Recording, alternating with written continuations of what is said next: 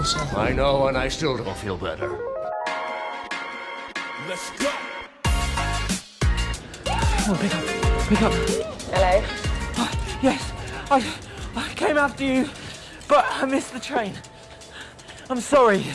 We need to talk. Let's talk. Where are you? Right behind you.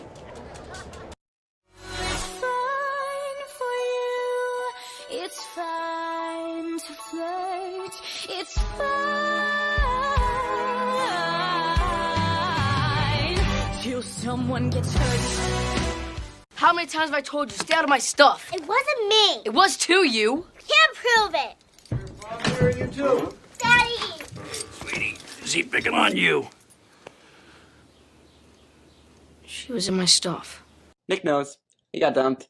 Dumped. Yeah, I got dumped. She dumped me, and I'm over it.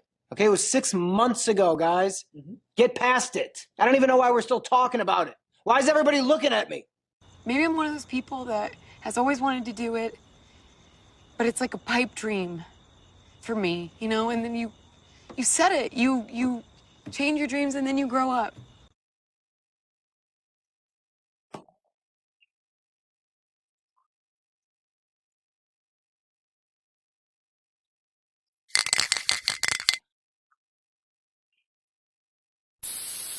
And I'm a widow. I mean, that is not all that I am. I'm a mother and a daughter and a published freaking author, but under it all, at the doctor's office, single, married, divorced, widow, I circle widow. And then there's these other files that are just like numbers, arrayed. Numbers and dates and numbers and numbers. I think that's the shit, man. The raw intelligence. One of the things I like to do is swim in my pool.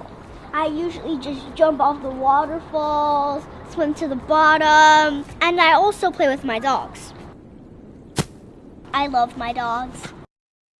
You know, my dream has always been to just run away and become an artist. Living in a garret, poor but free. And I hate people telling me what dreams I should and shouldn't have. Yesterday, I totally bitched out Sarah, and she was mad, and I was like, Sarah! My moon sign is blocking the Little Dipper. It blocked the comet that was supposed to hit my astro world, so I can't help it. So now we're good. What do I do with it? Oh God, what if when he sees me, I like him and he knows it? What if he opens up a door and I can't close it? Has he been in contact with you? No. Are you sure? No. Oh, unless it was like last Tuesday night because I dropped my phone in the tub and it stopped working for a little while. That's what happened. Okay, fine, yes, he called me last night. That is our mayor. He is dead. He has been lying there dead for 3 days. No one has done a thing. Not moved him, not looked into his death, not even replaced him with a temporary appointee. For the last 3 days, the highest ranking official in our town has been a dead guy. Are you in love with me? Because I'm in love with you. I'm in love with you. Really? In a couple days, I'll be brown just like you, Cece. Because your culture is... What is my culture? Saudi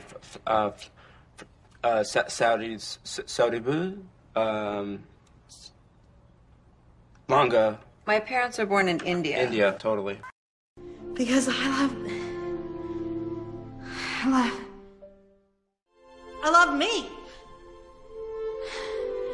Oh my God, this whole time I thought I had to get somebody else to fall in love with me, but I had to love me. Did my students put you up to this? Because, man, you are good. Oh, God.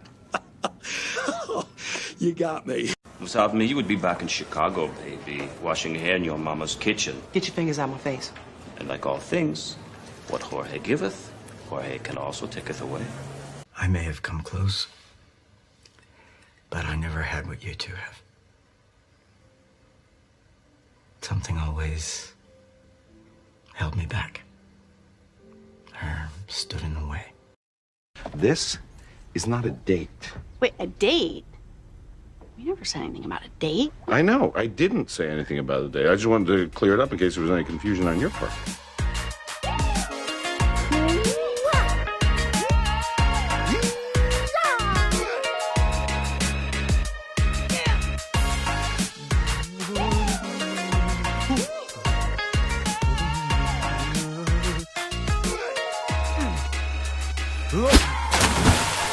Once the quarterback has the ball, he fakes to the left. No, he fakes to the right. He doesn't fake. He thinks about faking. He pretends to fake. I don't know where I am.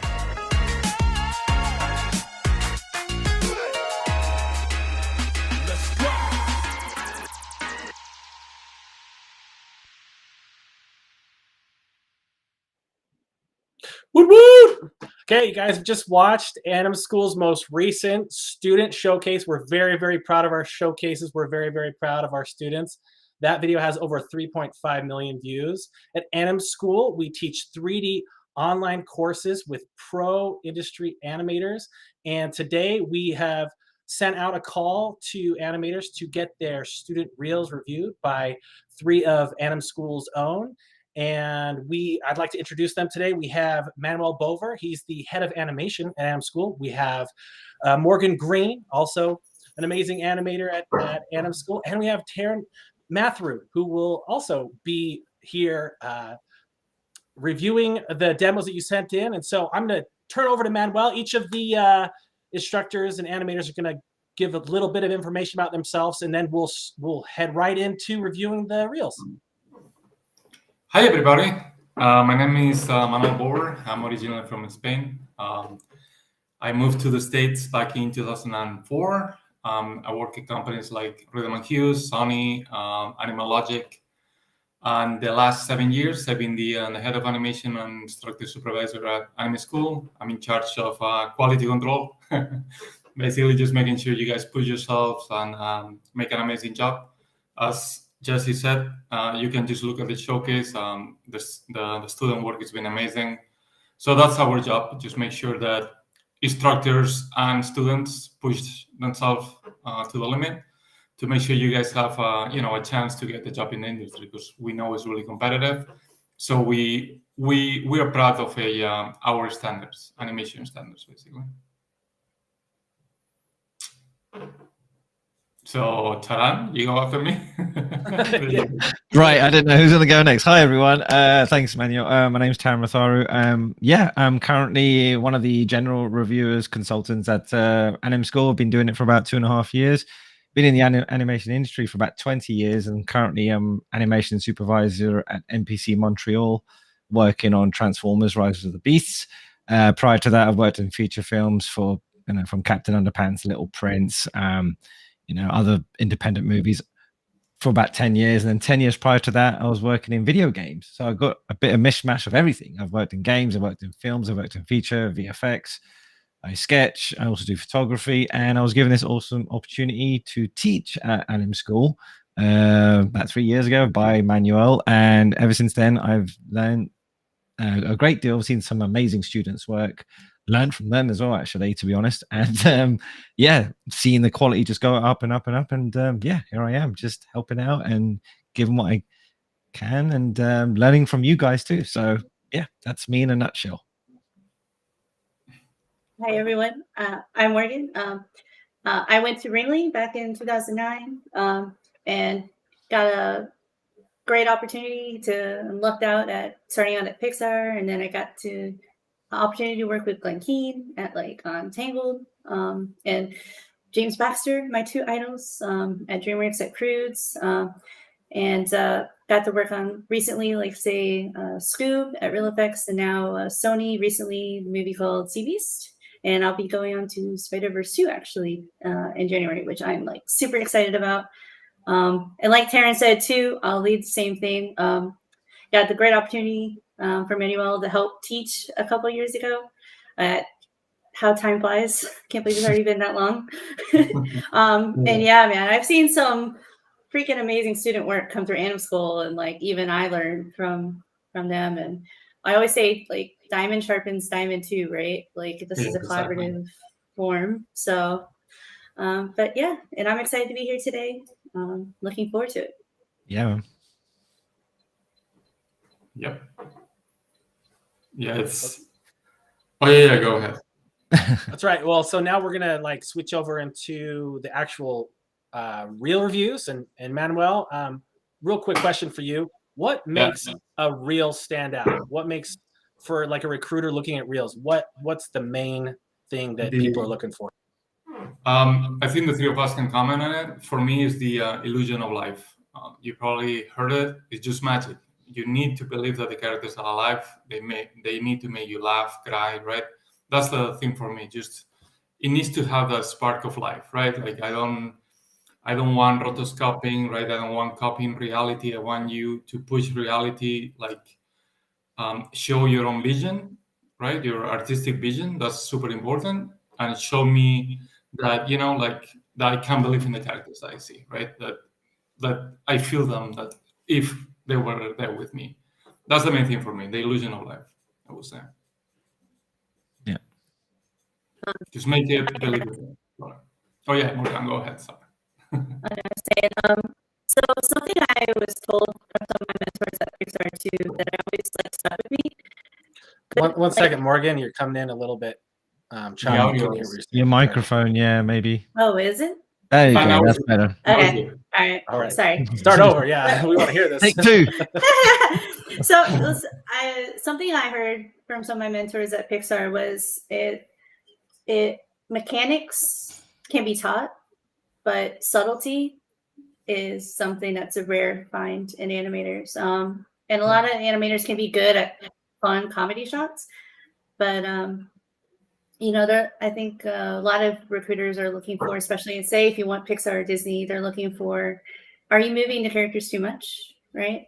Or and finding people that can really do that subtle stuff, like you were saying, illusion of life.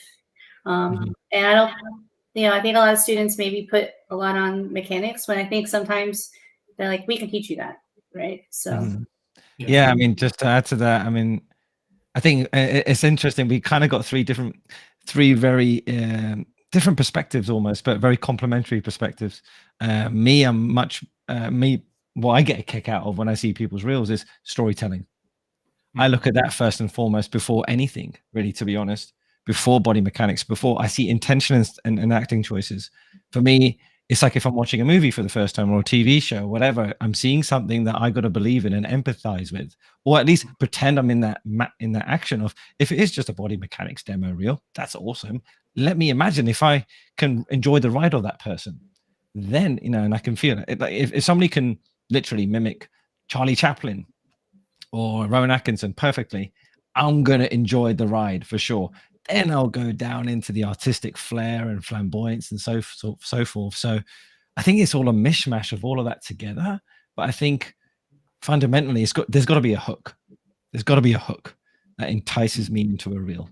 And, just as Morgan was saying about the subtleties and then the illusion of life, all of that comes together really nicely, I find, with the intentions behind why your acting choices are there. Yeah, exactly. Yeah, I mean, animation is the art of storytelling. What Taran said and Morgan, I mean, it's what he said. We all complement each other, right? But we all looking for the same thing. Exactly. The bottom, like it's the same thing.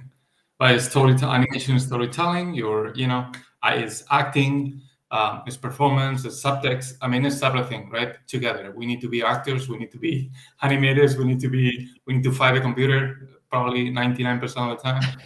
But it's. It's amazing. It's an amazing journey. Yeah, exactly. That's awesome. Why would, I'm going to say this because AnimSchool, how could AnimSchool or having one-on-one time with you guys help somebody's demo reel? Like, why is it so important to get that feedback? So we built AnimSchool in terms of like teamwork, right? When you work in the industry, you realize teamwork is the most important thing, right? Like you need to, you need people that, they are basically open. They are willing to work as hard as you, right? And they complement each other, right? That's what a team is about. And you need good leadership, you need good students, right? So it's everything together. So like during these years, that's what we accomplished, right? We look for a good team. I mean, most of the instructors here, I knew them before, right? So I knew they were a good fit. We all are, similar age, and we all have passion for animation and teaching, right? That's the main thing for me, having a good communication between us, right? Like you don't want to have, I mean, sometimes you feel, like you find egos, you find, like people that they don't work collectively, right? Like for us, that's a no-no. We are all at the same level with the students, and we all work together as a team, including the students, to make everything work, right? To make us better, what they said to Taran and Morgan, and to make the students improve. That's the main thing here. Yeah, absolutely. I mean, just to add to that, I mean, honestly, giving feedback to portfolios is almost like the same way you got to approach your team members at studio, and it's a very good way to humanize the whole concept of how to give feedback and critique, and also constructively, and it's very important, to encourage that teamwork ethos with no egos. Just be yourselves, be humble, and we've been working for 20 years or whatever, and we're still learning off amazing artists now, and it's good to see their reactions on their feedback that we give, and it's a two-way system, so I think it works really well. I'm just going to interrupt before we totally start the streams. I'm just going to be asking you guys some questions from the stream. One of the questions is it okay to start late as an animator? Like, do you need to be a young buck? Can you be an animator later in life? And then how can people afford AnimSchool? That was the other question. Like, so yeah. Go ahead. I think we all gonna we all gonna speak it's never too late. That was my worry when I started too. I started later than everybody else, right? In Europe, I mean, in the States, when they are 20, they are already working animation, right? For us, we started later. That was my worry at the beginning. I remember my first job in the States, Real Hughes. The guy next to me, he was a doctor before, and his first job, he was 55 at the time, and that was his first job in animation. It's never too late. The good thing is, like, as long as you have passion and you're good, like, they'll love you. It doesn't matter. Age is just a number, believe me, it's true. And now that, I'm 30 something, like, I'm already like, I feel too old for animation. Yeah. Absolutely. And I think more remote work is available now too, eh? So actually that I can understand, excuse me, the reluctance perhaps of someone that's older to walk into a studio. It's their first job. I can understand the intimidation almost, which, shouldn't be there. I totally understand. You should be yourself and be okay. But at the same time, if they do feel comfortable, there's so many studios out there that offer remote work now. And for people that are much older, they can definitely be comfortable with their families, et cetera, et cetera. So age is just a number, and it's become even more viable option for people that are older to join the industry. Yeah, and I just want to say, in terms of affordability, what's so great about AnimSchool is that we're hyper specialized. We have 2 different tracks. You can go through the 3D character track or the animation track. And I went to a traditional 4-year college. I had a concept illustration degree, which delved a lot into animation. And I just became a really into to generals, like a generalist. But at AnimSchool, you can really hyper focus on those skills that you need and prepare your journey to do that. And it's so you can do it from anywhere in the world. We have students everywhere, and it's so much more affordable than a traditional 4-year college. Yeah, I mean, it is expensive. I understand, especially for us from Europe, right? Like, we're not used to pay that much money, right? Because college in the States, I know how expensive it is. So I understand what they're asking. So, like, I mean, when we started, probably, Taran and Morgan they have a similar experience. Like, I was working 2 jobs when I was studying animation because I couldn't afford it either. So I had to work during the day and then study animation at night, right? So that's how I did it. The good thing is what Jesse said, is the cheapest. And I mean, it's still expensive, but like, as long as you're passionate about, for me, yeah, I mean, I work 2 jobs and then animating at night, and it's only 21 months, right? As long as you pass all the classes, right? But that's how I looked at it. I'm like, this is something I need to do. This is something I love. I don't care if I sleep for 21 months, 2 hours a day, right? And you will see good results afterwards, because, for example, I've seen so many students get jobs like from the reels they do. Like, so that money you invest towards a program is going to pay for itself. It pays for itself. Yeah, we recently did an open house with some recent graduates who are in our showcase. And in this showcase, we showed from class 1, students who entered class 1, all the way through class 7 that were just doing bouncing ball, all the way to getting their shots into the showcase, which we just showed you. It's really incredible. And I want to also point out one of the added values you get at AnimSchool is general classes every single day. That is, you have 2 times a week where you can submit your work to a different instructor. Taryn, that's what Taryn does. He's a general review instructor. So you can get an additional review a week. And we also, and this is something I do at AnimSchool, is we offer additional art classes so you get your honed in animation courses, 3D character courses, and you get art classes with the price of admission. So the value is so great for what you get. Plus, you get to join the amazing AnimSchool community. We're very active. We support each other. That last showcase, it's just like a bunch of friends. People are calling each other, Zooming all the time. We all just want each other to succeed. And with that, I think Manuel and Taryn, I think, and Morgan, I think we should start the review of some of the work that was sent in. We did have some AnimSchool reels sent in as well, but also we're picking from the reels that were sent to us when we sent out that call to submit. Awesome. Yeah. So what I'll do, I will share my screen. I'm going by the order of all the sync sketch links we got. So I'll do that. So just give me a second. Here we go. Sorry, I was reading Lottie's question that she's 55. It's not too late, Lottie. It's never too late. Just follow your dreams. Exactly. I know it sounds cliche, but it's true. And I'll just make sure everyone has access to the link here. Is that we can start the sync sketch session. So make sure Manuel has the link too. You good with it, Manuel? Or should I just play? Do you plan to annotate or just play? Yeah, so you can play it, and then Morgan and myself, we can, like, all the 3 of us just give feedback on. Sounds good. All right, let's hit play. Let's do this. Adam Goltzer, let's check this out, buddy. There's a bit of a gap there. Oh, it's buffering. It's thinking. Give it a second. I'll take a little bit. Let it think. Thanks, Sync Sketch. Let me hit refresh. Yeah, just refresh.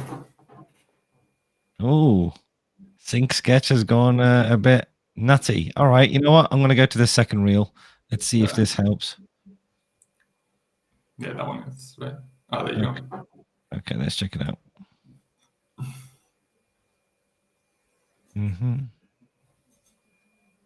Where there is no audio, right? Okay. Is there audio? Do you hear audio? I don't hear audio. Maybe turn up your speaker if you want. Okay. There we go. There we go. No audio from me, right? Or is this me? That's a shame. It was working a second ago, wasn't it? It's live. That's why.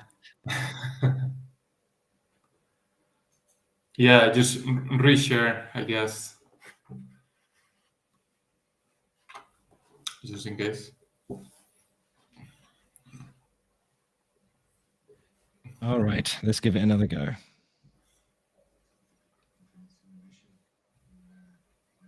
That's so weird, though. Okay, I'm going to share with audio properly this time. So there might be a bit of feedback here, guys. No, that's fine. Okay. Yeah, and there's a question here. Do we focus on 3D quadruped walk-run cycles at AnimSchool? Nope. Okay, this should be working now. Do you think you're coming back? We have a real confidence in the mission, and there are some risks, but we have every intention of coming back. But you might not.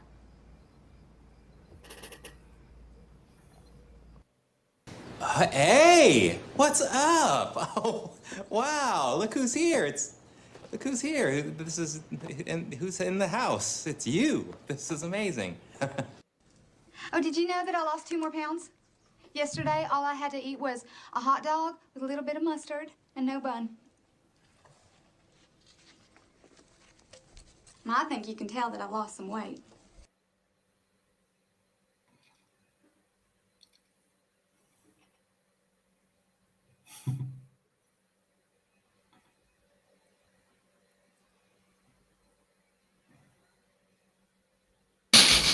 Nice.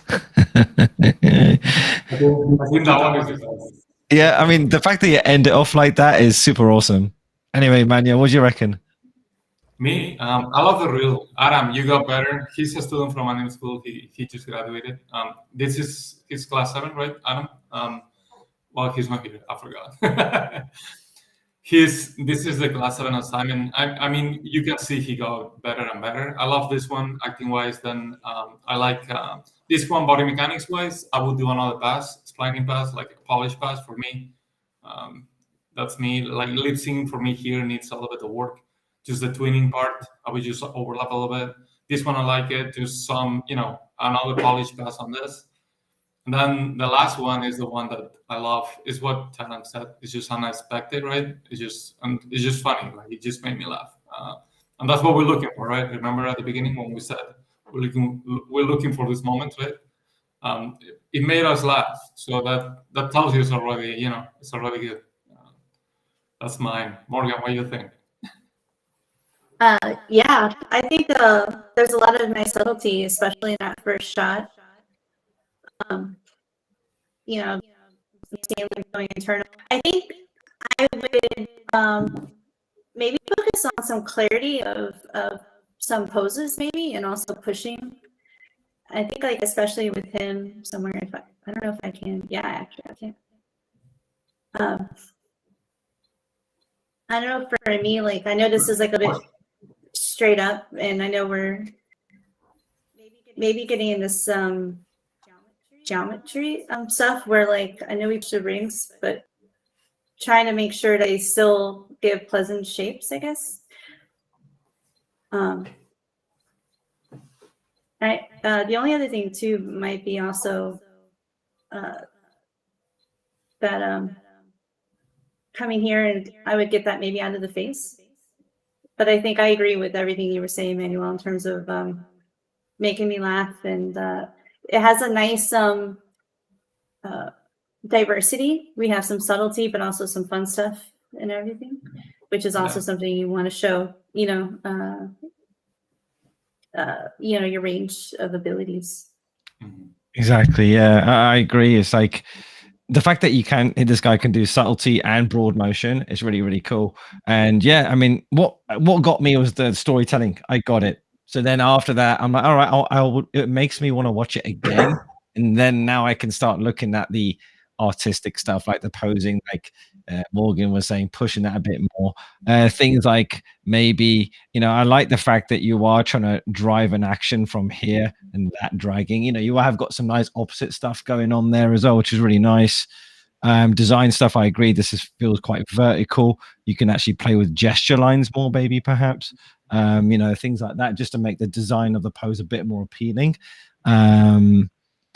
There's other things like, I like the fact, a bit of spacing issue sometimes.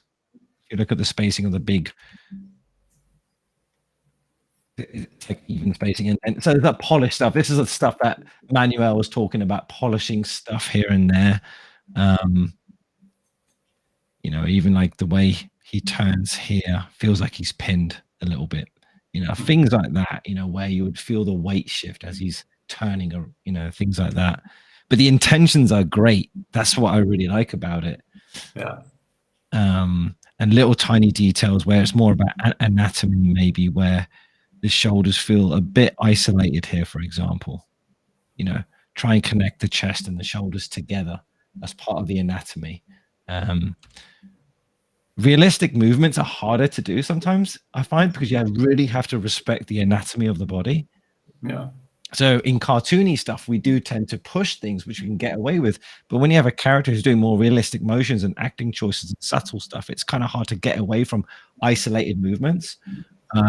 Versus the last piece, which is hilarious, you can get away with a lot more freedom in independent movements. But yeah, it's just really nice, this one.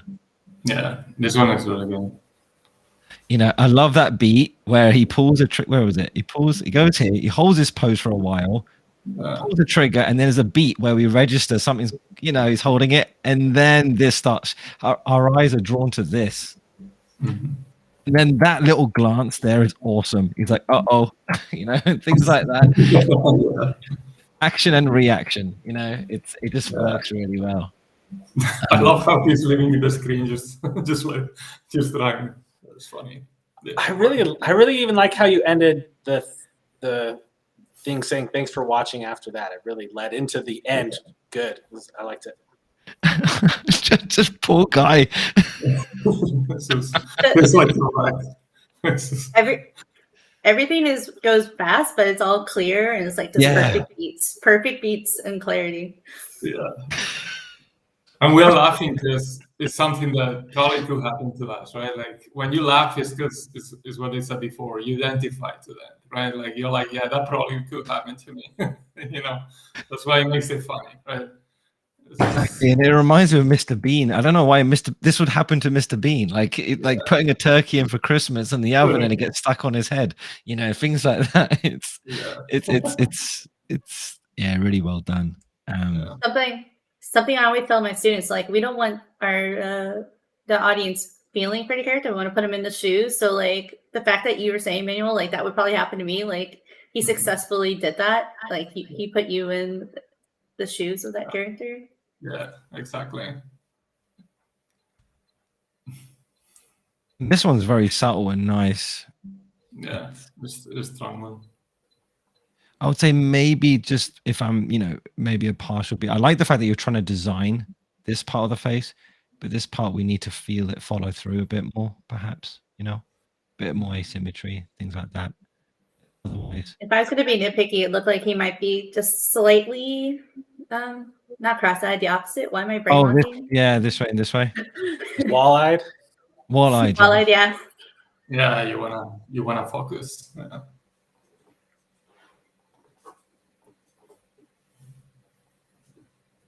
Yeah. Yeah. We could go on forever, but that would be unfair to everyone. Yeah. Exactly. On to the next one. Good job. Yeah. It's really good stuff there.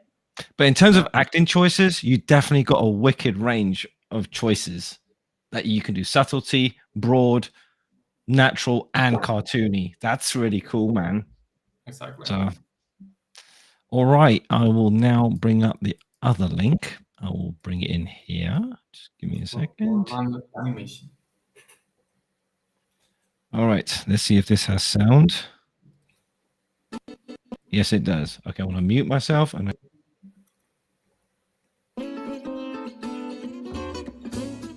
Hold it right there, Mr. Fancy Pants Foreigner. You just broke my bro's arm. Now you're about to get tasered. Say hello to Dr. Watts.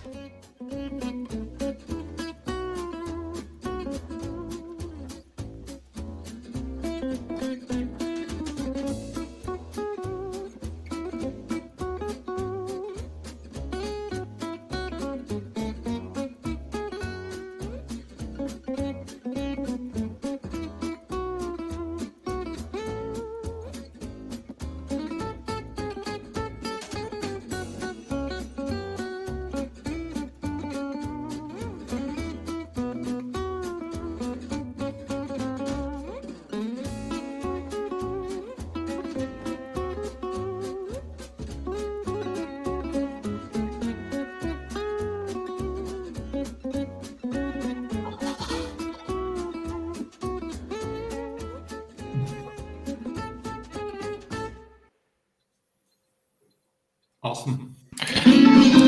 Cool. Let me just put the volume down here. So go for it, Manuel. Okay, so first of all, I think your foundation is pretty good. For me, first, the overall feeling that I got is just like you just need to push yourself a little bit out of the comfort zone of the, you know, like the cliche, like take, right, the funny gag.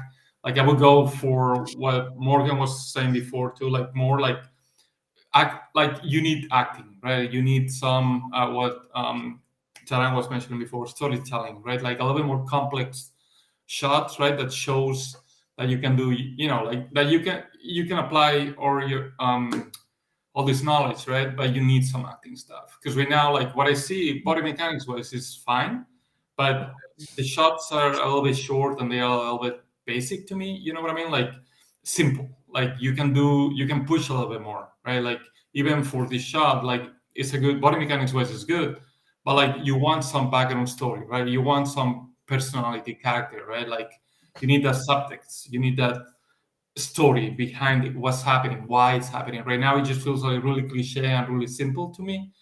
And I would just go more in depth and just push a little bit more, get out of that comfort zone, right? Like the first one was good. Like I like the idea. It's just, you know, like it can be pushed a tiny bit more. The problem with, I like the guy in blue, right? The problem with her is just, it just needs a little bit more appealing. The character is not your fault. It's just the character needs, you know, like some appealing design, I guess. But yeah, like it's just, oh yeah, Tan, go ahead. Dude. I'm just playing around with posing. I don't know, pushing the different poses. I'm like, oh, like getting really extreme, you know. And what Taran is doing too, right? Like you need to experiment and push as much as you can and try different ways always. When you work on an animation piece, like the mistake that we see, most of us, like instructors, they can probably tell you about it. It's like the students, they just focus on something, right? And then it's really hard to come out with new ideas, right? Like for me, when I work, even if I'm in polishing at the end, even if my shot is done, I'll still try to find newer ideas to make my shot better. Makes sense? So like I'm not afraid to change things. Like that's what Taran was doing. Like you always need to be able to like change on the fly or try different ideas because maybe your shot is gonna be better, right? That's what I was mentioning at the beginning. Just get out of your comfort zone a little bit. That's the thing. And if I can interject a question for all of you guys, I think this is a good one. Any idea what they, as in recruiters, look for in an artist, the show reel? What content should be in there to get them noticed? So what makes a show reel stand out? When you have a sea of show reels, what's going to make you stand out from the rest? So I guess it's basically what we said before, right? Like that spark of light that, you know, like you need to make us believe everything is alive, make us, you know, enjoy it. Like the storytelling, what Taran said, what Morgan said, it's that combination of that, right? Like you want to see students or people that apply, you want them to push. That's basically what I mean with this reel, right? Like basic exercises, animation is fine when you start. But when you want to apply to companies, you need complex stuff. I'm not telling you like a 2-minute shot, right? I'm telling you acting. I'm telling you, you know, like what we were saying before, different range of abilities. Basically, that's what we want to see. I mean, to add on. Oh no, I think to add on to what Manuel was saying is getting specific with your characters, right? Like, and I show this to like my students, even in my class too. And I'll show, like, I don't know if I'm dating myself, but back in the day, Pixar did these Wall-E bumpers. And it was basically, I tell my students, these are basically your assignments, guys. And it was like Wall-E coming across a hula hoop, right? And he would play with the hula hoop or like playing with the ball. But they did it so entertaining. It's like if Pixar can take a simple idea, like and they're basically your assignments, look at how they treated it. Look at how they handled it. And, you know, like they say, dress for the job you want, animate for the studio you want, right? You know, if you want Disney or Pixar. I think I got Pixar and Disney because I was very Disney-esque. I mean, I got into animation because of Little Mermaid stuff. So it just, I guess, and don't have like any effect stuff. So, like trying to go to Weta is going to be a lot hard for me, right? But to get onto specificity, like, so saying like this guy right here in this shot, like, what is this telling me about who this character is in terms of this pose and what he's doing, right? Like you can get into like what Manuel was saying, like get behind why are we watching this? What is this character going through? And like even from that very first frame, like kind of give us an idea of, in terms of that pose and specificity. And I think that's going to make people's reels stand out. I mean, I don't know if Manuel or Taryn, if you guys have thoughts on that. Yeah, I mean, basically, just off the bat, to start off with, I think the reel has some really nice stuff, but there's some moments where we don't necessarily need as much as what you've got, because we can clearly see, like, I think you're more comfortable in the more organic, naturalistic movements of things that versus something that's more specific towards storytelling. This I appreciate what you're trying to do. I understand, like, for example, as Bill Haller, as we know, Manuel, and one of my supervisors on Scoob, the first frame on any shot is the most important frame. It establishes the moment. Now, one tip I would give, generally speaking, when you're cutting between shots for the first time, is hold the first pose or the first frame for at least 12 frames or 18 frames. Let the audience digest what they're about to see, unless you have a break cut in between. So when I started playing this for the first time, the fact that you're still in this pose is great, but he's already moving and doing something. So I didn't get quite enough time to digest what's going on. And then I'm playing catch up from there on in. So I have to repeat it again and again so I can understand. So I think that's a common issue that a lot of students go through when they're making a portfolio, generally speaking, is to establish the first frame as a main beat to allow the audience seeing it for the first time to understand what's going on. So like for 12 frames, 18 frames. But then regarding the storytelling part, like what Morgan was referring to, I totally agree. I understood straight away, this guy's a photographer. Maybe it would have been nice having him just looking around, and then he sees something and pulls his camera up, and he's focusing. He think he's got his money shot, but then he's really in the zone, and then we see a spider coming up. He is totally oblivious. Already just having that build up of a story scenario. I know it's more work, it's more frames and all that. It's just going to help amplify contrast and the slowness of the beginning versus the panic at the end. It's just going to help give you contrast of storytelling that I guess Morgan was referring to as well.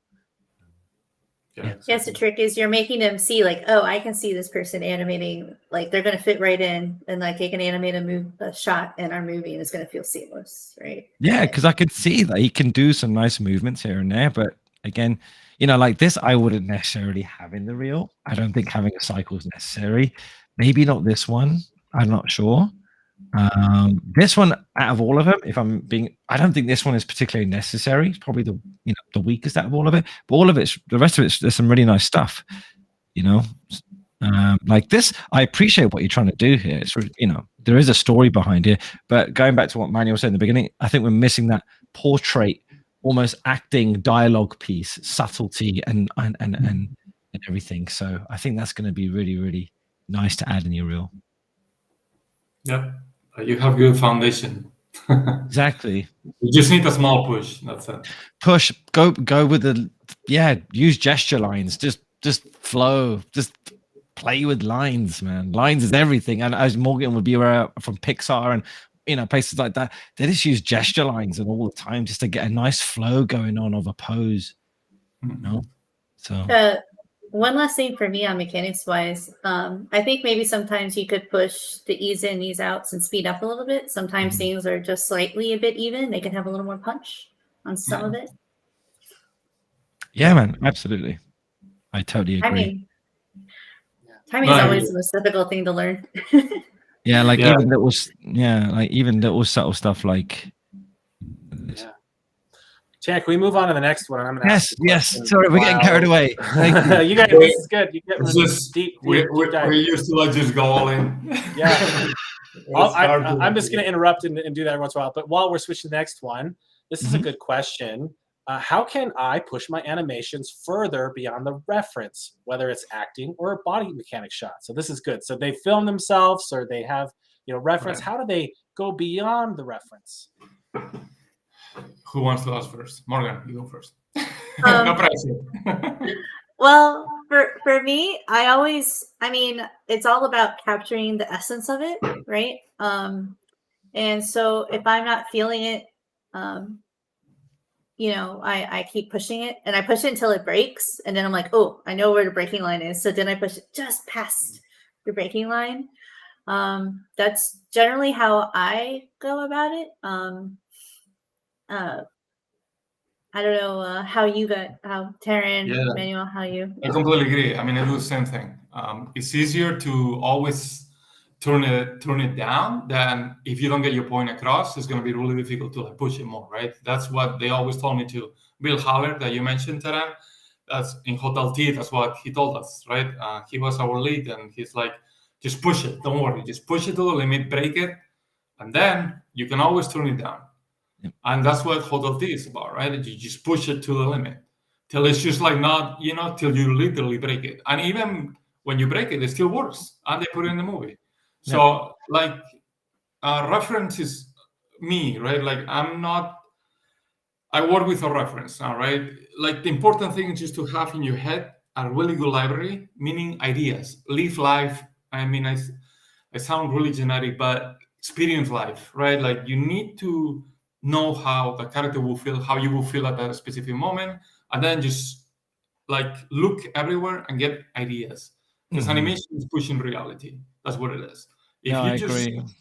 Exactly. If you rotoscope what you have in reference, you're never gonna get to that illusion of like I mentioned before, right? Like if you don't push your ideas to break that limit, what Morgan was saying, break the rig, you're never gonna get there. You need to get out of the comfort zone of I'm just copying my reference. Don't put your reference into Maya. That's normally, I never put it there. Just have it in your side monitor. That's fine. But just experience, just push all the time. Because the spacing is pushing. Your reference has no spacing, really minimal, you don't have enough contrast in your reference. Yeah. You need to create that contrast. And that comes from, your foundation, that's important, but then your experience in life, watching movies, reading comics, whatever, all this, right? From other artists. That's how you get it. I mean, don't get me wrong. I mean, reference is an important tool in terms of understanding anatomy and basically, as animators, the reason we animate is because, to be honest, if we were all great actors, we'll be working at the theater right now, or we will be working in Hollywood. So we're actually physically incapable of reenacting what we have in our mind. That's effectively why we're puppeteers.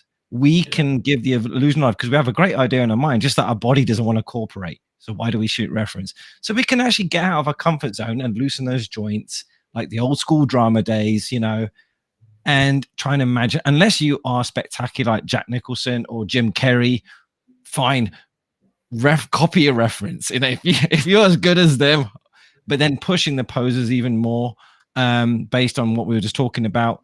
It all depends on the design of the character too, right?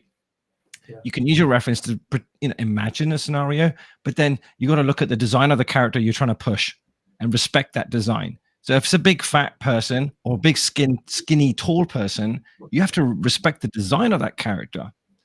So that plays a big part on how to push as well. Like in Hotel T, like Manuel said, the characters are so uniquely designed.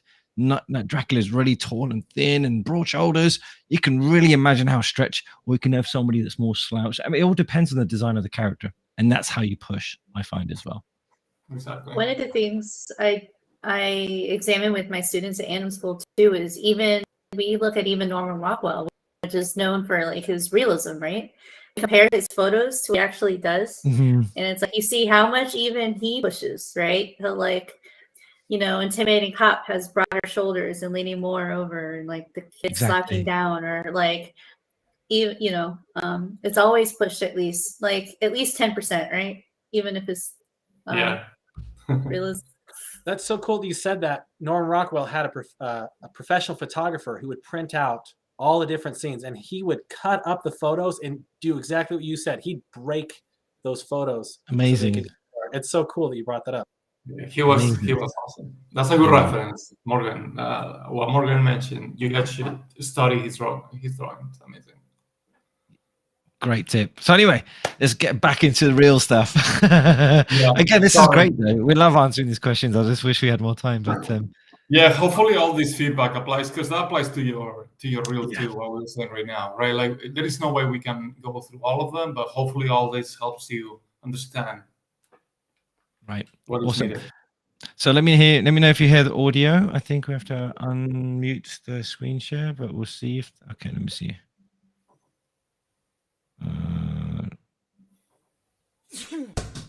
Yeah. Your grandmother?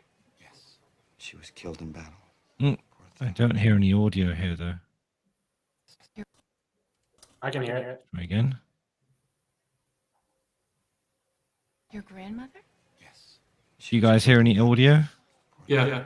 Which battle? Which battle? Well, there are so many. You've heard of the Battle of Kreplach?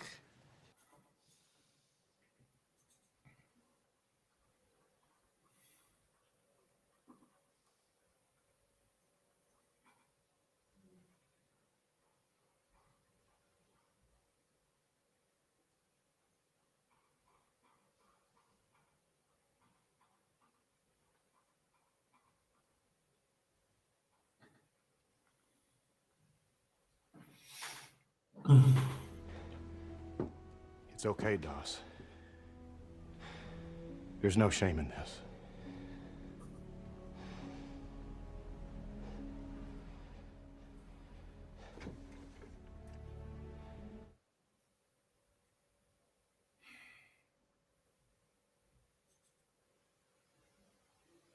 Some nice stuff. Yeah. Cool. Well, for some reason, my audio disappeared. There we go. That's it. That was really nice stuff. Yep. So, what do you think, Manuel?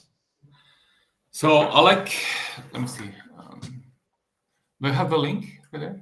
Oh, right. Yes, of course. I do That way apologize. maybe- No worries, man. Because that way I can just look. Exactly. Yeah, I'm just gonna send you. Here you go, sir. Awesome. Thank you. Let's see. Can you see me driving right now? Not yet. Let me just refresh. Yeah, just let me know if you can see me. Just. I don't see you driving. Do you see? I can do it see from now. whatever. Well, that was me. That was me. That was me scrubbing. Oh, so I like your acting shots. I like the subtle one. Like the last one. The last one one. when- Yeah. I remember seeing this in the general reviews. It was really well done. It's what Morgan was saying before. I think subtle animation is the hardest animation to animate well, right? I think this one, the only problem I saw on that one is it felt weird that his hand, the one in the boat, was always like hanging, like just in the air, right? Like I know you're looking for overlap, but if you're trying to like reel a fish, right, and you're trying to push, I would hold it with two hands, right? Like not one hand. Like I mean, it's fine a little bit at the beginning, but then you need to focus on the action. Like why is that character? Like what's the like why is he pulling, right? Like he's trying to get the fish, right? So like I would use both hands, not one.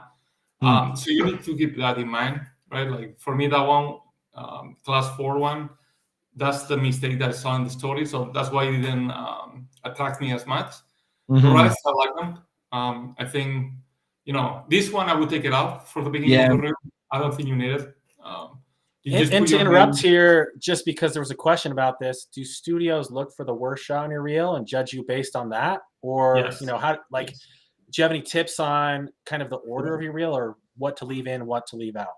So yeah, that's why you get feedback to have like a even level, right? Like you can be as good as your best shot and as bad as your worst shot, and that's the problem. Like if you have one bad shot, they'll look at the bad shot.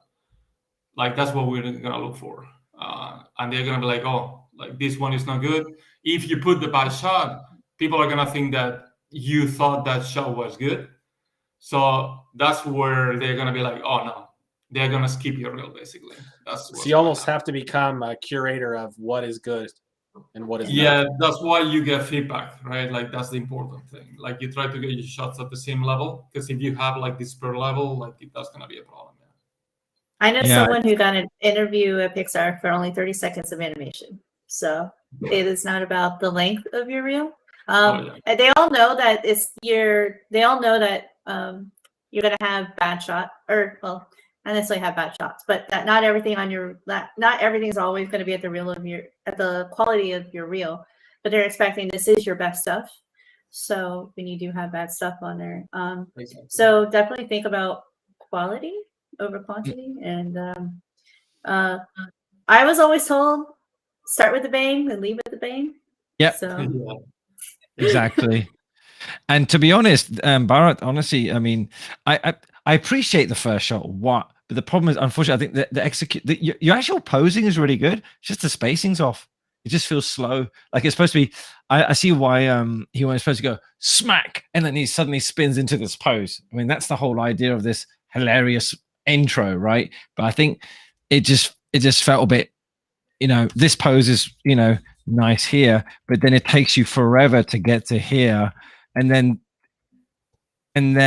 this all motion feels a bit slow. And then, okay, if there's a one general tip I would say about smears, you should feel the smear, not see it. And that's because the spacing is a bit too slow. And if we're seeing stretchy arms, that's obviously something's not quite working. Smear is supposed to bridge the gap between very, very, very fast transitions. But because your transitions are quite slow, we're seeing the smear, and therefore it makes it even feel slower. So even though I love the intention behind this shot, unfortunately the spacing and the timing's a bit slow. It doesn't help. So therefore, that's why Manuel's like, you know what, it's not worth having it in the scene. So it feels like you're more, this stuff's really nice. if I could maybe also add, I think you also want to think about the energy and the kinetic energy and how it travels through. Yeah. And I think part of maybe what you're feeling is, as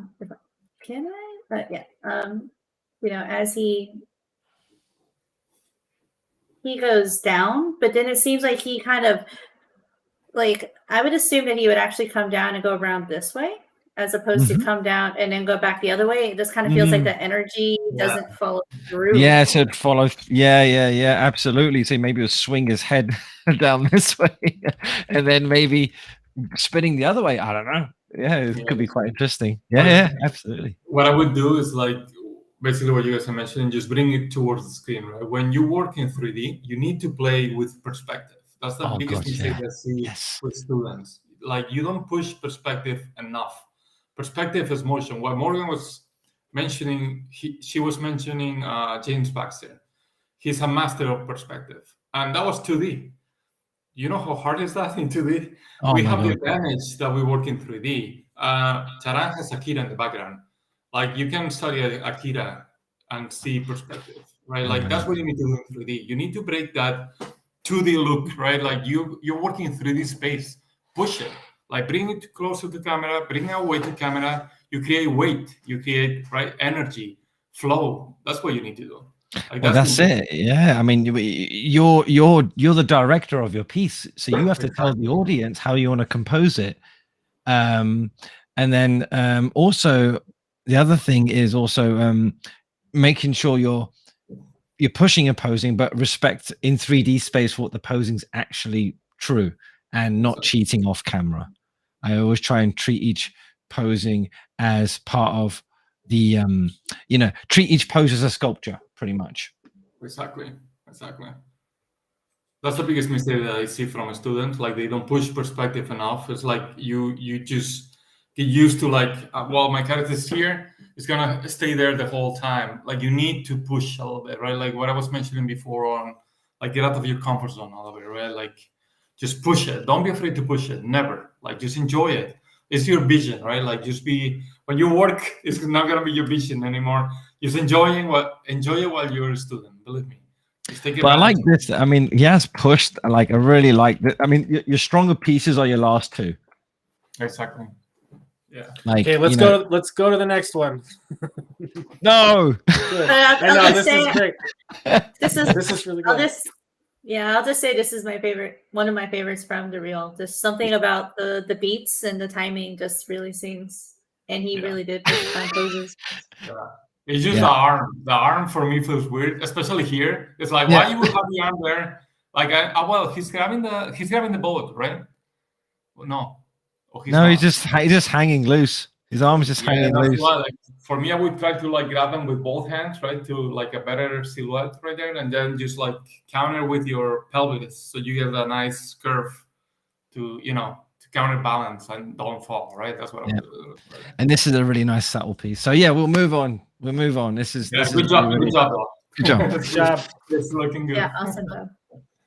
All right. Next up. I'll just get the link. Here we go. Place it here. And I will also hit play. And someone's asking about having a reel for a character artist as opposed to an animator. And I'll just say, yes, you should have a reel as a character artist as well.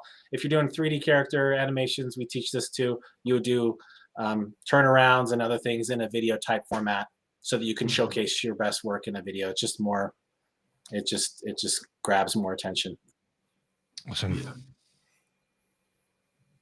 Okay. Thought about it. Thought about why you're angry. And? I have nothing.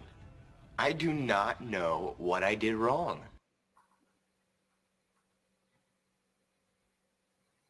I'm gonna tell you something. You don't get these lines right, I'm gonna blow your brains out tonight. All right? Every day I pray that I died that night. Do you understand?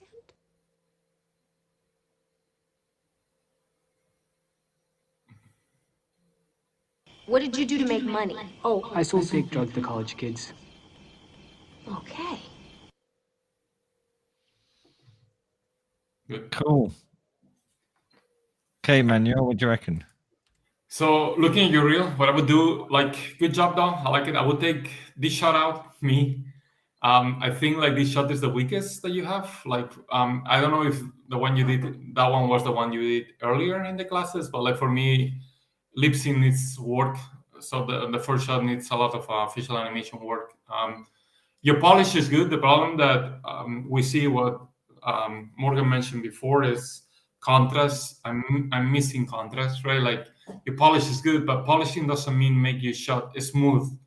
Polishing means make your shot, right? Like work with contrast, flowing, right? So like when students polish, they just over polish too much. Everything is just completely even, right? You lose that contrast. So like for me, polishing is like keeping that contrast. I'm making it work. So that's what I'm missing from your reel. Like as a generic comment is your contrast for me just feels too even, right? Like your spacing feels too even through the whole shot, through the whole reel. Like I would just like find moments where you can hold poses longer, when you can just like, snap faster. Like that's for me the main thing. I like this shot. Body mechanics voice is really nice. I think the other one, you don't need it when, the lioness is yawning, right? I don't think you need that one because you have this one. You're already showing that you are good at quadruped stuff. You only need one shot, honestly. And for me, the first one is just a little bit, weak compared to the rest. I like your polishing on the rest. It's good. Yeah. But this one, yeah, I would take it on. Yeah, no, I'm more. I mean, do you mind? I'll go, and then Morgan, whatever. I'm trying to coordinate. Yeah. But yeah, I agree. I think sometimes people tend to try and compensate with a lot of body movement just to compensate for facial. That's the issue. If you're trying to get this, the way you're deliberately framed a character, this, I'm supposed to be looking at this first. Like the eyes of the beholder, the souls of the character. And I think when you're moving the body a lot, like you see with my hand, you're going to get distracted by the whole movement. And I can't focus on the eyes. So I think there's unnecessary body movement when we can just replace that with just more intricate, subtle, intentional expressions that support the acting choice. So maybe something like that would help serve this better. This, yeah, nice. Quadrupeds are hard, and it's nicely done. And I think in general, maybe your in-betweening's a bit soft in moments. I think there's too much movements going on. So maybe you're favoring the key posing in certain beats, especially when a character's thinking, and then go when you need to go. This was to me more apparent on this particular one, where it seems like a very... It feels like she's doing the same movement 3 times, where she could have just held one pose. Every day I pray, you know, and just almost acting within a pose instead of constantly moving throughout it, and then just deliver when she needs to deliver. So things like that I find is another example where body movements have compensated for facial performance. And I think we could have just gone the other way around, perhaps a little bit. And I agree. You don't need this one because you could animate quadrupeds really well. I could see that.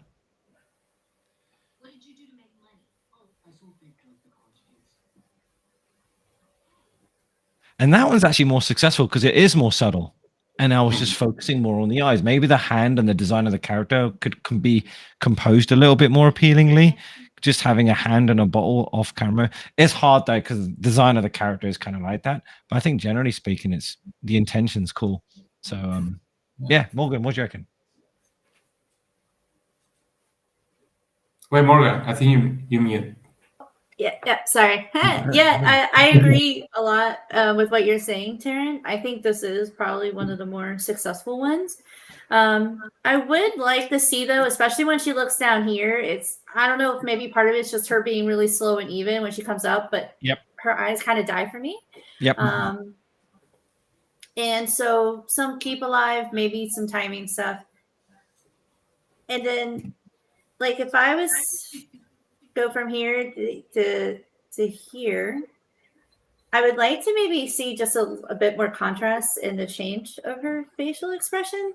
Like I always think, and I was going to make this point on another shot, but I guess it's an overall point of like, what has the most punch in your shot, right? Because you got small, medium, and large, and each shot's going to have one big punch, right? So like you really want to nail the end to make sure you feel it. Yeah. So like, especially here, you know, like at the end, and sometimes like one of my favorite shots of all time is the door shot where she's like, everyone's seen Finding Nemo, I'm assuming, right? Where, you know, that famous shot at the end where she's begging him to stay. She's like, but I'm home, right? And then like the most impactful is when she's like still and doing nothing, right? Exactly. So, but always making sure you have that payoff, that, you know, that part of that shot that has that, yeah, got it. Yeah. And something, I don't know if it's delayed, but I also was like, I maybe would like make sure like face. I always like when I don't see the faces and they're in there, I'm like, I always get distracted by like I want to see. Yeah, and it's almost like this is transiting with that as well. So if we don't like either you go full 3/4 or full profile, or just like, yeah, just maybe, you know, it's like an in between right now. It's either here or there kind of thing with the posing. So maybe you could see the eye or don't see the eye. Yeah. As I remember Tony's. Yeah. Sorry, go. No, I was saying like even for him, I would like to cheat his face up a little just so I could read his face a bit. Yeah, like, I agree. Just his eyes. Just I mean, he's a black mask already. You don't see his eyes. Yeah, and it you know, even this shot, and I think also composition is very important as well when you're staging your shot. And I feel like when there's a lot of dead space here and here, and I'm just it just feels a bit off. We're photographers as well. We're director of photography. We're directors. We're animators. We're doing a lot of stuff that we have to consider about storytelling, the rule of thirds on camera lenses, and what should be in shot.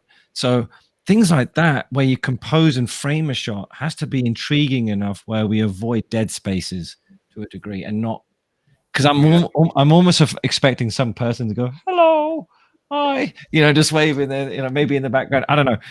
But I think compositionally is going to help. And just lastly, like Manuel was talking about perspective and 3D posing. I think this is an interesting example. If you've seen this in Maya or whatever you're using, I think it's going to be Maya anyway. Making sure the character's not off balance. This post was a little bit off balance. Like he could just almost fall. Just by having his leg a bit further out helps. Little details like that just help making sure that the character is always in balance is always a good thing. Yeah. Yeah, one of the things I think is surprising for a lot of new animators is how much we do change the camera and how much the responsibility is on us as animators for that composition. Layout does not always get it. Yeah, I mean, typically good layout in the industry would do a good job of composition, but it's our job as we're sculptors. We're posing the puppet. So yeah, I mean, cool. A lot to think about. Yeah, but listen, needless to say, we can clearly see that you can animate. It's just sometimes maybe that choices of maybe focusing on more facial stuff and less on the body is going to be more beneficial, I think. Yeah. So it looks like we have time for one more reel, and then we'll open it up for Q&A. So if you guys, we're not going to answer any questions until after the last reel. So if you have some questions for us, for any of our animators here, please put them in the chat. All right. Okay. And then we just send this to Manuel as well. All right.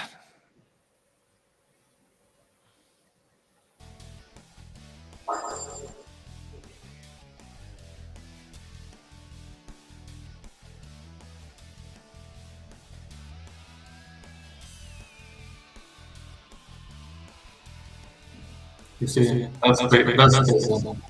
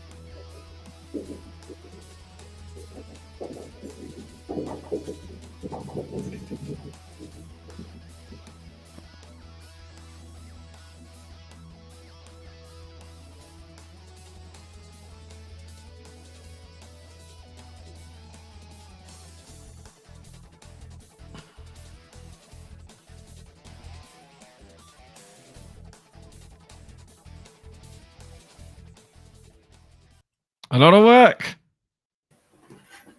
Cool. Yeah. Okay, Manuel, you got it? You good? Yeah, can you guys hear me? Yep.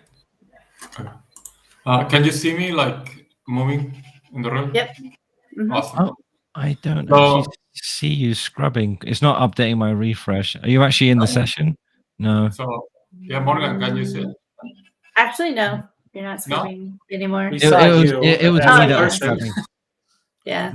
Oh, you're scrubbing. Again? We did it again? I'm scrubbing, yeah. I'm scrubbing here. Okay. I don't know. It looks like it. But I mean, I can comment. Taran, you can just play it in the background if you want. On the top, did you do join sync?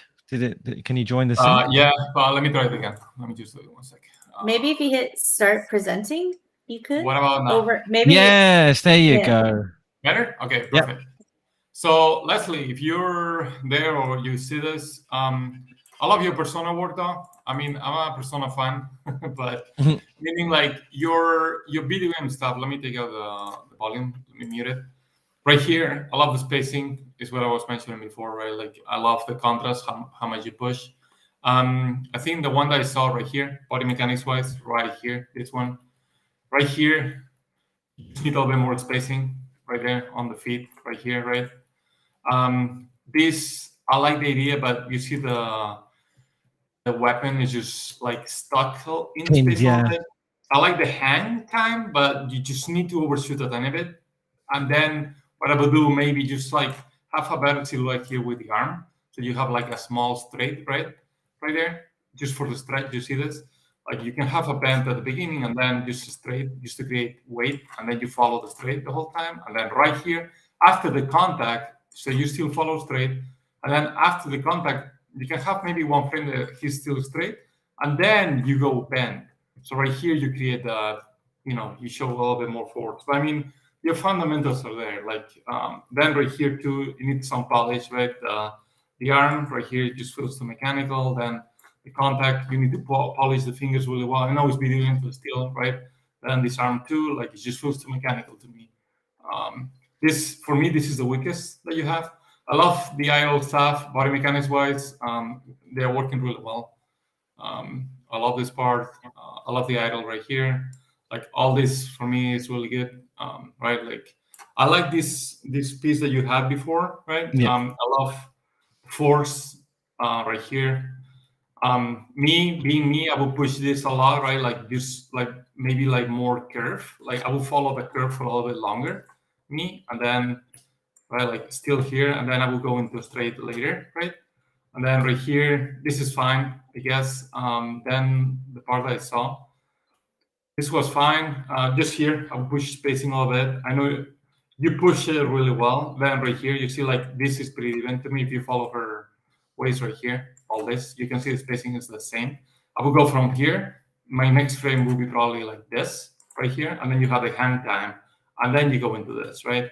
And then right here, I will go for a better silhouette because that's your adrenaline moment. That's how we call it in animation. That's the main, the main focus of that piece right here. So like I would go right here, you see that sword just dangle it. I would just get into the pose sooner, like right there. And I will hold that pose for longer. So you have that moment right there, and then she stops him, right? So you create force.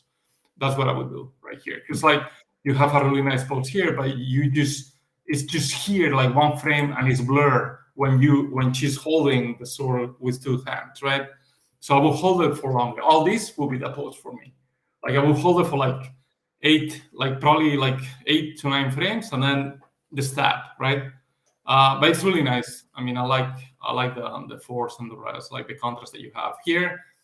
I mean, I know what you're trying to do, but I will bring it closer, right? Like I will start from here, or here. Even if you want to establish the shot, I think this is enough. Is what Taran was mentioning before, right? Like when you go, you don't need all this negative space at the top. You can just frame it here. Like I can already see how big is the structure compared to him, right? And then you go into this here. For me, Leslie, compared to the what you have mechanically here, just needs a tiny bit of polish. I know it's slow, but I think you could do better based on what I've seen before. This part too. I know this is you guys need to work fast for this. But I would put a little bit more work. Then be careful right here in the cat because this completely stops, and you're stopping that momentum that you're creating before. Like this completely stops, and then you cut, but there is no more. There is no you're not continuing the action. Yeah, there's no follow through. Got to cut in action. Yeah, exactly. Yeah. And then this just needs a little bit of polish for me. Part, right? The context, what I was mentioning before. So we just spend time because I mean, I can see your polish is really good. I would just do another pass, man. But you have a really strong reel. Yeah, I mean, obviously it's tailored for get the gaming world, right? And I can see there's some really nice gaming idle action stuff. It's really cool. Yeah. So you guys take it from there. Sorry. No, go for it. It's great notes. Morgan, what you got? Okay. Well, a lot of what you guys have said as well. I mean the I did see a lot of elbow and knee pops and things. So but that comes down to polish stuff. I'm always impressed with game animators that they can do it from all angles. Like I think about animation in such a 2D sense, and I can always animate to camera that it just blows my mind when animators can do or take the time to do it from all angles successfully. Yeah. Well, that's and they do consider posing, I'll say, or motions more in a 3D element, I guess then what they can, then they can reinforce posing in all angles too. So yeah, absolutely. And it's good that you can show motion capture. I think motion capture is, underappreciated. And it's good that you do add this in, because especially in the game industry, I'm working on Transformers, which is, they use motion capture for the basis, for especially the raw movements, and there's a lot of artwork and keyframing that goes to make something more unique. So it's good that you've added some motion. I think it's a good thing that you've added some motion capture stuff. It sort of diverses your skill set, which is good, because it is a complex thing to deal with. Yeah, sorry, carry on, Morgan. Oh no, I was gonna say, like, this is a great example of like a smear framey feel, but don't see. But just things like, sticking up, it's like his chest, like he kind of sticks up in the air. Get so pinned, there's no cushioning, yeah. Yeah. So, just to be honest, I think most of my notes are just like the polishy stuff overall. Like, I think. Yeah, it's like the polishing in betweening stuff, right? Like what's leading in action. That's like a really good point, actually. I know we're pressed for time, but. One of the things I always just making sure ankles don't like feel comfortable and don't feel broken too, like those little things. Like for me, it may be just respective, but I feel like respecting those anatomy and like because our ankles can only bend, and so like having that ankle maybe bending this way potentially. I don't know. What do you think, Sharon? Yeah, absolutely. It feels like the knee has kind of gone that way and the ankles, like they have to work together anatomically. I agree. Yeah.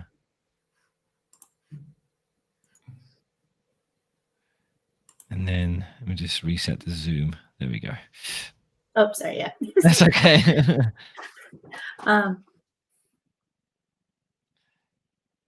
But yeah, overall, I think I don't think I have too much else to add. I think you guys covered everything I was going to. Yeah, I think I'm just very critical. Maybe the idle stuff is great. I think some parts can be a bit more concise. The reel is a bit long, perhaps. There's moments where we can chop it a bit shorter, make it a bit tighter in certain things. Maybe just showing 2 loops of an idle. This is obviously a unique piece, so we can show that. Yeah, having this tied to camera, Yeah. And I think we have about 5 minutes left. So to kind of finish it off, we can kind of talk about a couple of things that have brought into the chat, and I'll just kind of throw them into one question, which is... Wait, you mute, Jesse. Oh, sorry. Like what you should include in your reel, like should you include animals? Is it appropriate to leave your name and number, phone number, email in a reel? Like what are just some... Let's talk shop here. What are like the things that... Just the bare minimum, almost like when you're sending out... your resume.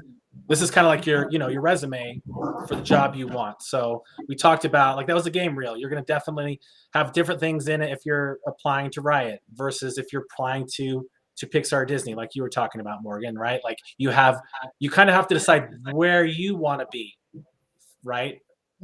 Mm-hmm. Yeah, no, absolutely. I think, well, think about where you're applying and how would they receive it, and you do tailor for where you want to apply. If I'm applying at Pixar or Disney, I know, well, Pixar are the masters of storytelling. That's their strength. So I know my reel's got to have some really empathetic storytelling moments. They are sold more with intention than beautiful arcs. And yeah, arcs are nice and body posing's nice and design's nice.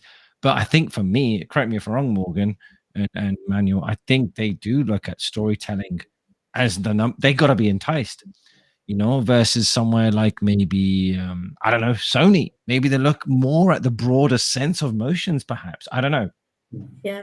Pixar is definitely all about the sincerity of the shots. Disney is all about timing and appeal. Like Disney, super tight timings and all appeal, even more so than Pixar.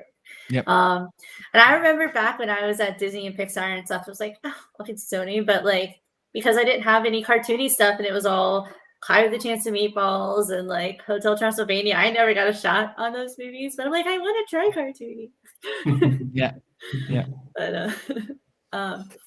But yeah, I think Also in terms of putting like your info on there as well, it's like you definitely want to give them a way to contact you on your reel. You don't want them to have to look far, or, like look up your website again or something. Yeah, don't put your Instagram though. Just put your email. Just be professional about it. Don't put Instagram. Yeah. What is the most? Oh, sorry. What is the most common mistake you see in reels that leads to studios passing on an applicant? Sound too loud first.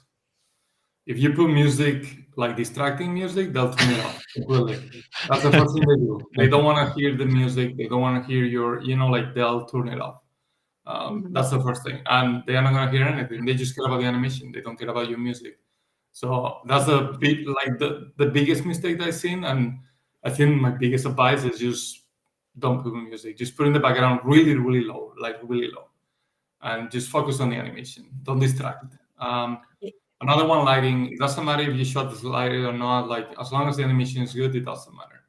It's better to like have it not have lighting. If you don't know how to render your shot, just don't render it. Just put it. Like don't, because if not, you're gonna make it distracting. That's another thing that students do. They try to like put lights to make it look prettier, and they just distract. They just like put shadows in the face, and you're hiding your animation. Like you're showing your animation, not your rendering skills, right? So like, just forget about it. If you don't know, don't do it. Like just I mean, a nice basic. If you can't render and stuff, and you want to do a viewport 2 play blast, just all you have to do is put anti-aliasing, bit of ambient occlusion, and you're good to go. And maybe some color management.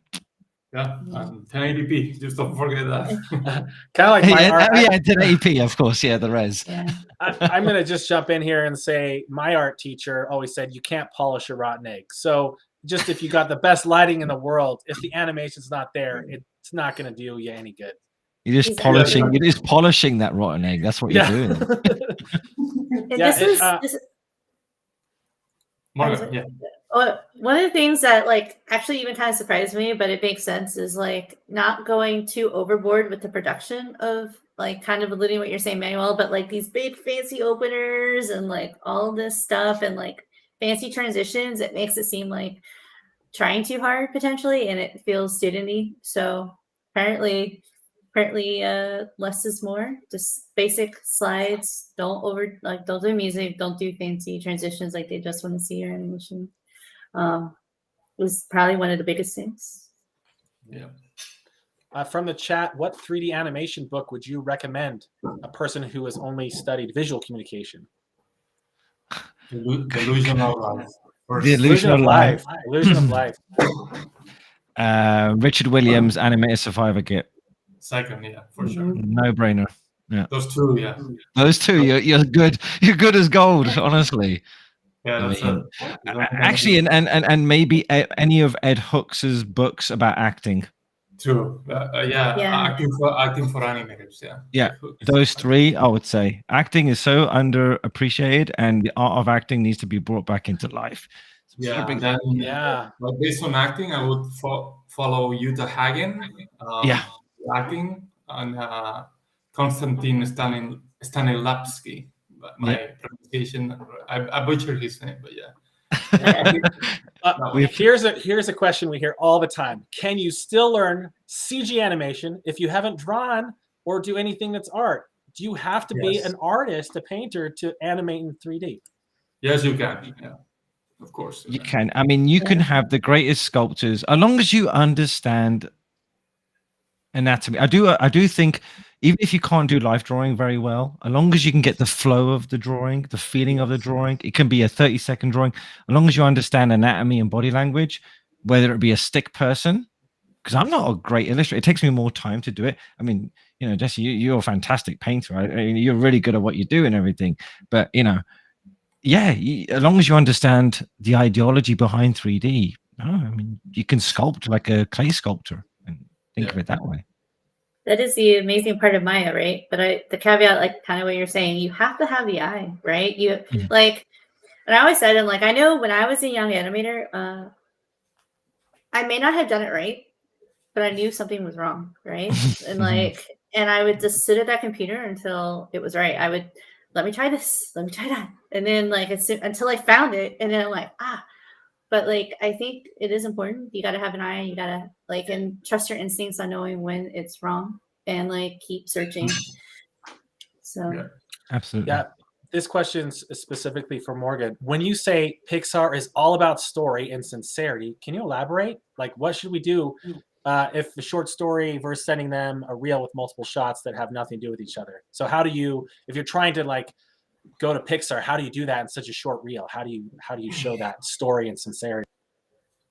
Well, I wouldn't say the shots have to be connected, but I think you have to have the context of the shot. And like I was saying before, it's not sympathy, it's empathy, right? You don't want the audience feeling for the character. You want the audience in that character's shoes. So if you can put that, a recruiter in that character's shoes, and they're like, or the people who are reviewing it, I think that you've done a job, and that not necessarily needs to be connected. It's just making sure that context of that shot is clear when you open it, right? That first frame, you're like setting up who this character is, what the scenario is, and why you're watching it. Exactly. Yeah. Like I said, I know someone who had like a 30-second reel, which is like what, 3 shots, 4 shots at the most, and like, just specificity and clarity of each of your shots. Yeah, I think exactly. Yeah, here's another question. Is it cheating if we put our reference in Maya? No. No. I mean, it's not cheating, but it limits your vision. It does. I agree with Manuel there. It's a funny old game, this one, because I see people animating. Listen, your workflow is your workflow, whatever. Me personally, I'm old school. Whatever. I put my reference there on the side. I just bookmark my key poses, redesign them, and then never look at it again until when I want to look at polish, details, texture, little noise, little detail, and then not look at it again. Versus putting it in your viewport, there's a tendency just to go one-to-one. I don't want that. Exactly. And like you're talking experience, right? Like, because we know what we need to do, we're not going to focus on the reference that much. Even if we have the reference in Maya, a student will look at the reference frame by frame, and they're going to try to mimic the reference frame by frame. And that's the problem. It's going to be rotoscoping at the end. They're not going to focus on performance, acting, right? Like pushing reality. It's just going to be, well, I'm doing this, I'm going to do this here, right? And that's the problem, because you don't learn, right? And you don't apply the concepts that you learn like on your class 1 fundamentals, right? The 12 principles. Exactly. And I think it forces you to how to interpret reference. Exactly. How to interpret reference and what to take from it. And you do have to go in the deep end and go out of your comfort zone. But once you've established your bag of marbles, bag of tricks of how to interpret, you're gold. You're gold. Yeah. Which animation? Oh, sorry, Morgan, say it. Oh, no. Sorry. No, I think what you're saying, Taryn, everyone has their own workflow. Like Zach Parrish, who's like considered super. He's a really good friend of mine. And he has his reference in viewport, and he retimes it and everything. Like, and so because he interpreted how to retime, he interpreted his reference and know what to do with it to make it work. Exactly. And I know for me, like I would usually thumbnail first, then do reference, and then I would get little magic from reference, and then I would re-thumbnail that. And go from there. So find your own workflow is basically the answer. Go with the flow. Whatever makes you feel good, that gives a really cool result. The end result is all that matters, no matter. That's right. Which animation job is in the most demand right now? If you guys can answer that, that's a tough one. Well, I can say in the VFX industry right now, especially with COVID and what happened, and a lot of live action film sets have came to a halt, and now everything has to resume. During that time, though, a lot of animators have gone remote or working for new studios. I think there's high demand everywhere. I mean, Netflix is picking up films left, right, and center. More, Arcane, just all kinds of craziness. I think just sport for choice. As someone who was a baby animator during the crash, if anyone lived through that back in 2011 and 12, like, oh my God, like there's so much demand. Like Disney and Pixar just hired so many people too. It's just like, you know, Sony, Yeah. I don't know. Like, I don't think there's been a better time to get into the industry. I don't know how you guys feel, but like just looking at the opportunities. Yeah, last week we just had our AnimSchool graduation. We had animator Tom Bancroft come, and he said he believes he was part of that kind of golden age with The Little Mermaid and all those films. He said he believes very strongly that now is the best time to get into animation, that we're about to reach a new golden age. And I believe it. I 100% believe him. Yeah. Yeah. And, you know, obviously, I mean, with our school as well, we're trying to almost condition them, getting them ready for that job, right? And being able to work collaboratively with the team and your team members. And, you know, it is much more collaborative now and respectful in the workforce industry nowadays as well. So I think, yeah, you get a spoil for choice and it's gonna be great. And even working remotely. But I think for someone that's starting off, it's always good to work in a studio, 100%. Like get involved with people. So yeah. Socialize a little bit. It's super small industry, and you never know who's going to get you that job. Completely truly small. Well, guys, thank you so much. Thank you, ArtStation, for letting us do this live stream. We loved. Sorry, we couldn't get to all your reels. I know. I know they were so We'll good. We'll do another one. We'll do a second. Part We'll two. do another one. We'll do that. So go head over to animschool.edu to learn more. And yeah, we're very, very excited to be here with you guys today. Thanks so much, everybody. Yeah. Thank you. Thank you guys for joining. Yeah. Bye-bye, everybody. Bye. Bye. Bye.